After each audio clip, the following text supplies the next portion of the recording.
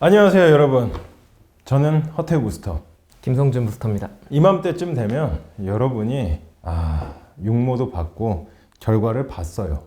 결과 보니까 여러분 논술 해야 돼요 안 해야 돼요? 해야 돼요. 그래서 실제로 학원에서도요, 이 육모 끝나고 그 다음에 여름방학 시작하기 직전에 여러분들 그냥 기말고사 끝나고 엄청난 문의들이 쏟아집니다. 지금 저도 그리고 김성준 부스터도 진짜 바빠요. 근데 여러분 궁금한 게 진짜 많지만 그 중에서도 진짜 궁금해하는 것들을 그래서 저희가 좀 풀어보기로 했어요. 그래서 여러분들이 어떤 학원을 선택을 하기 이전에, 내가 논술을 선택하기 이전에 여러분이 좀 불안해하는 것들이 있잖아요. 난 논술 해야겠어 라고 바로 논술 선택하는 거 아니죠? 바로 학원 등록하는 거 아니잖아요. 먼저 논술에 대한 어떤 불안감이 그래도 있을 거예요. 그럼 그 불안감을 저희가 오늘 좀 풀어드리겠습니다. 첫 번째, 여러분 지금 분명히 생각하고 있죠. 논술 알고 보니까 내 친구는 겨울방학 때부터 했어. 진짜 빨리 했어. 어떤 친구는 3월부터 했어. 근데 나는 육모 끝나고 지금 시간이 5개월 정도 남았어요. 지금 수능까지 한 150일 남았는데 나 지금부터 해도 되나? 라는 생각할 수 있죠. 김성준 부스터님이 풀어드리겠습니다. 이제 논술은 아무래도 재능의 영역이 아예 없진 않습니다. 그래서 잘 쓰는 아이들이 있어요. 그래서 타고나는 경우도 분명히 있어요. 그래서 어렸을 때 책을 또 많이 읽었거나 혹은 사실은 뭐 초등학교 때 독서 논술을 열심히 했던 것도 다 도움이 됩니다, 실제로. 그래서 분석력에도 도움이 되고 글쓰기에도 당연히 도움이 돼요. 그래서 초등학교, 중학교 때 꾸준히 책을 읽어왔고 또 이제 글쓰기를 했던 아이들도 있어요.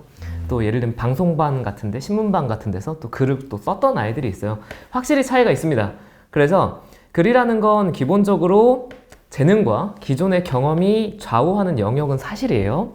그래서 이제 겨울방학부터 시작했거나 혹은 3월부터 시작했던 아이들이 아무래도 앞선 위치에 있겠지만 그러한 배경을 갖고 있는 아이들이라면 7월부터 시작해도 뭐 크게 뒤지진 않습니다.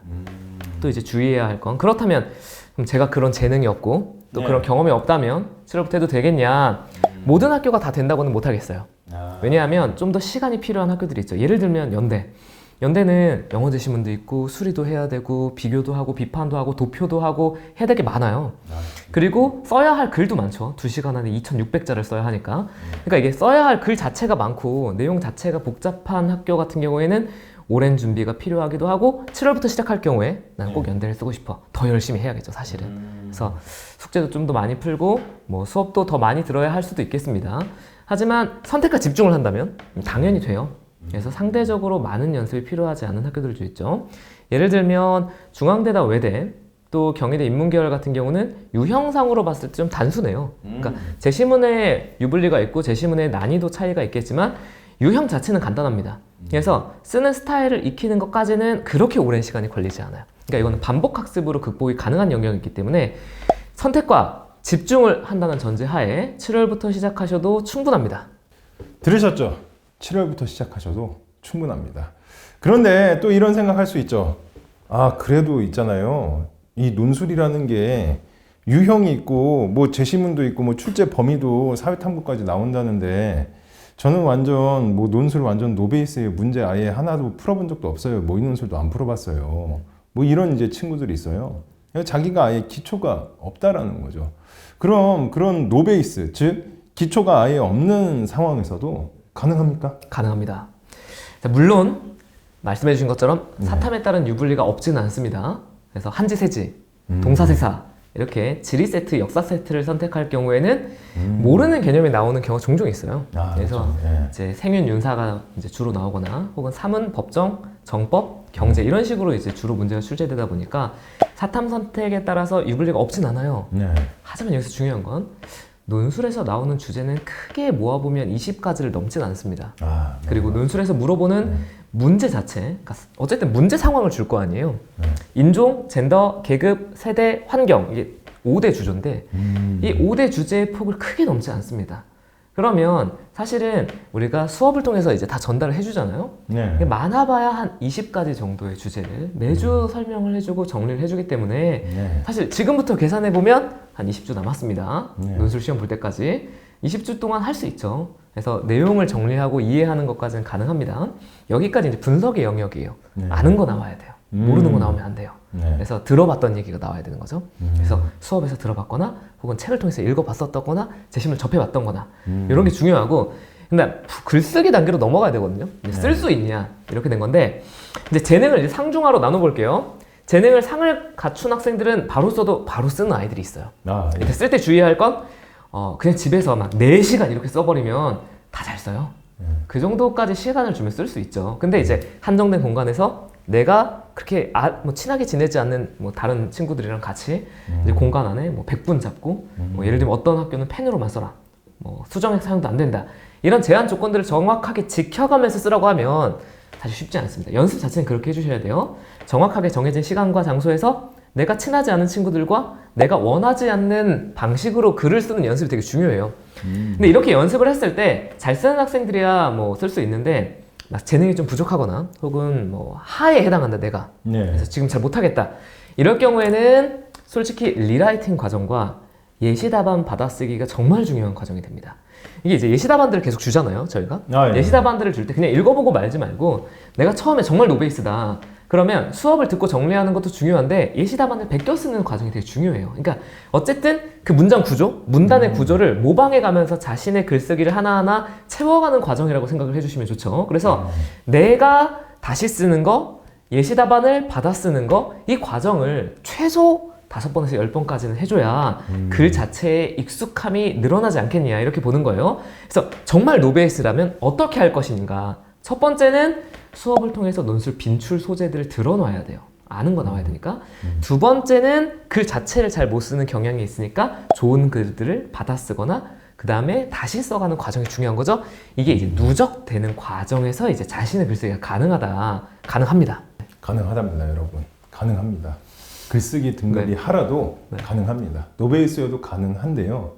여러분들 또 지금 뭔가 생각하고 있죠. 아, 그래도 그러면 선생님 걱정하는 거 또 있죠. 뭐 있어요? 여러분 이제 기말고사잖아요. 여러분들 굉장히 예민한 상태다 보니까 이런 생각하고 있다고요. 아, 내가 수능 공부 진짜 잘 되고 있는데, 나 요즘 공부 진짜 잘하는데 갑자기 기말고사네? 끼어들어 오니까 기말고사라서, 기말고사가 어려워서 짜증나는 게 아니라 수능을 하고 있는데 기말고사 때문에 내 수능 공부가 방해를 받아서 짜증나고 걱정되고 이런 거 분명히 있으시죠. 그러면 논술 시작할 때도 이런 생각하고 계실 거예요. 아, 내가 논술을 그러면 해야 되는데 이걸 내가 수능하고 병행해야 돼. 또 뭐 학종이나 면접하고 이제 병행해야 되는 학생들도 있겠죠, 그렇죠? 예. 그러면은 이렇게 내가 논술을 같이 병행을 한다고 했을 때, 그러면 논술은 내가 일주일에 어느 정도 하면 좋은지에 대한 걱정이 있을 겁니다. 그건 어떻게 해야 될까요? 일단은 정시가 중요합니다. 수능 최저도 그렇죠. 맞춰야 네, 되니까요. 진짜 중요하죠. 정시로 갈 수 있는 학교가 있는 게 진짜 중요해요.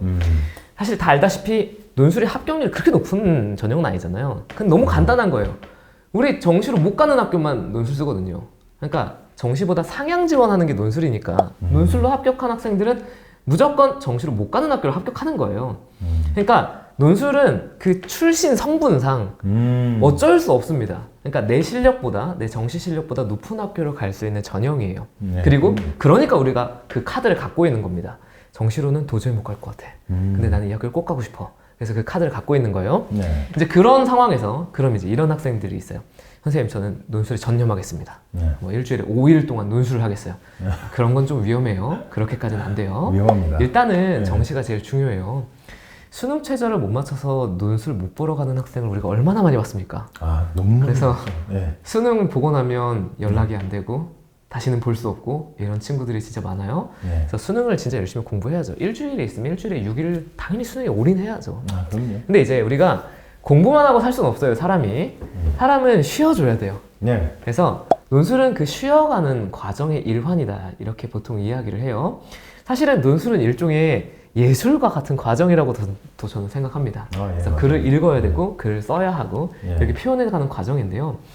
사실 이거를 뭐 과제라고 생각하기보단, 혹은 내가 뭐 대학에 가기 위해서 내가 사용하는 수단이라고 생각하기보다는 약간 쉬어간다고 생각하는 게 더 좋을 것 같아요. 네. 원래 그렇잖아요. 원래 시험을 앞두고 있으면 뭘 해도 재밌잖아요. 뉴스를 봐도 재밌고. 그래서 시험이 앞두고 있으면 그러니까 공부 말고 다른 게 재밌어질 수밖에 없단 말이죠. 맞아. 근데 논술은 진짜 그런 그렇지. 가치가 있어요, 실제로. 그래서 이제 사회적인 이슈에 대해서 한번 생각해보고, 논하는 과정을 통해서 스스로 양비론적 세계관을 한번 검토해보고 그리고 그 과정에서 뭐 실제 토론을 하는 건 아니지만 상대편의 입장을 고려하고 거기를 논박하는 과정을 한번 밟아보는 과정은 솔직히 말하면 꽤 흥미로운 작업이기도 해요. 그래서 일주일에 하루 정도 많아야 5시간까지 투자해서 논술을 통해서 자신의 역량을 강화하는 것은 중요합니다. 물론 이제 우리가 이제 선택과 집중을 하는 과정에서 뭐 시험이 막 정말 코앞이다, 일주일 앞이야. 그럼 그때는 이제 맨날 하긴 하겠죠.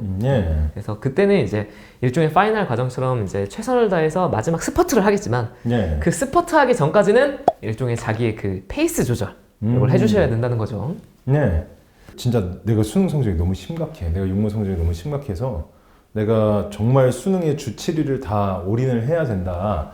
라는 상황이 오더라도요, 여러분들이 그래도 논술을 하긴 해야 되잖아요. 근데 논술 때문에 그래서 더더욱 스트레스를 받지 않으셨으면 좋겠어요. 방금 그 김성준 부스터님께서 말씀을 하신 대로 정말 논술은 예술입니다. 그 예술이라는 건 내가 수련을 거쳐야 되는 과정이라는 거죠. 그래서 내가 그냥 꾸준하게 연습한다라고 생각을 하시고 조금 내가 스트레스를 받는다라기보다는 좀 휴식을 한다고 생각을 하세요. 왜냐하면 특히 논술 시작할 때 스트레스를 많이 받는 게 되게 조급해해요. 근데 우리가 예술이라고 친다면 그 예술이라는 게 순식간에 그 작품이 탄생하는 것도 아니고 정말 수많은 연습을 거쳐야만 이렇게 무언가가 딱 나오는 거거든요. 그렇기 때문에 여러분들 그냥 하루하루 내가 천천히 나아지고 있고 천천히 무언가 내가 작품을 하나씩 스케치하고 색칠하고 전체를 가다듬는다라고 생각을 하시고 논술에 임하셨으면 좋겠고요. 그리고 또 제가 이제 드리는 팁은 여러분들 논술은 그냥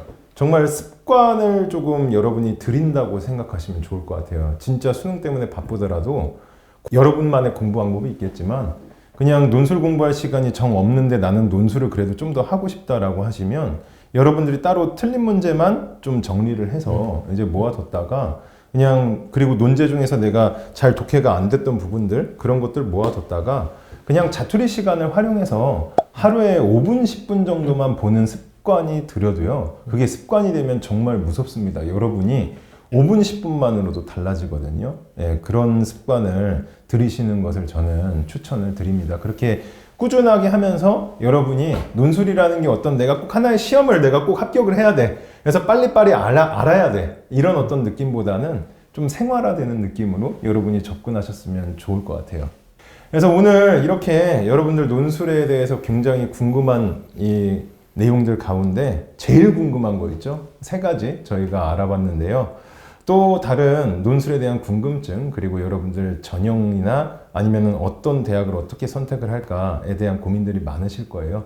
여기에 대해서도 저희가 앞으로 많이 풀어드리겠습니다. 예, 그러면 여러분들 정보가 도움이 되셨다면 좋아요와 구독 꼭 부탁드립니다. 여기까지였습니다. 감사합니다. 감사합니다.